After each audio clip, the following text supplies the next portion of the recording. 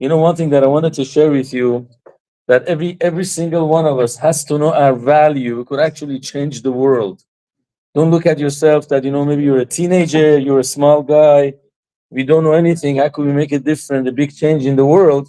So actually, in the parsha of the week we have from last week, one of the things that we learned, guys, that Moses wasn't born with the first marriage. Miriam was born, and then Aaron. Those are the two brothers and sister of Moses. And then at that time, Pharaoh came with like terrible decrees that you have to take the boys from the arm of the mothers, throw them into the river.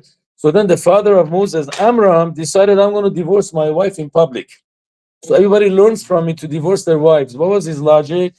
Because why should we have kids? Either they're going to get killed or they're going to grow up to be slaves. You don't want to bring kids to the world that they're going to be slaves. So he decided to divorce his wife. Many people learned from him. At that time, Miriam, the oldest sibling, the oldest daughter and his sibling, came to the father and he said, Father, I think what you did is worse than Pharaoh. So says, why? He says, because Pharaoh is only killing the boys. By you not staying married to my mom, the girls won't be born either. That's bigger genocide, whatever killing or whatever, homicide, whatever you call it. My English is not good, forgive me. I speak Persian better sometimes. Yeah, but anyways, or I speak Pringlish. It's Persian English mixed up. That's the best. English, okay.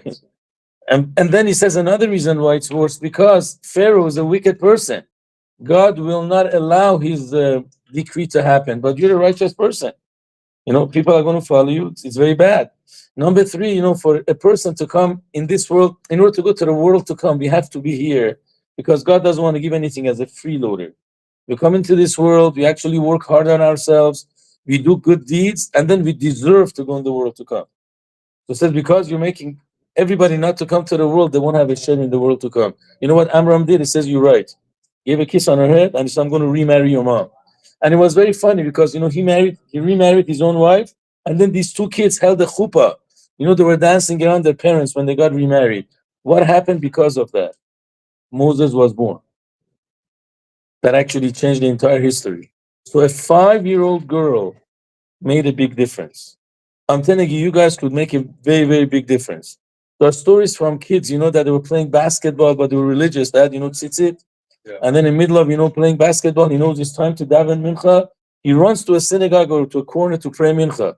The coach, who was not religious, actually woke up to become was inspired to become religious. From what? From a teenager. Every one of you has the power to make a change in the world, or at least to somebody else.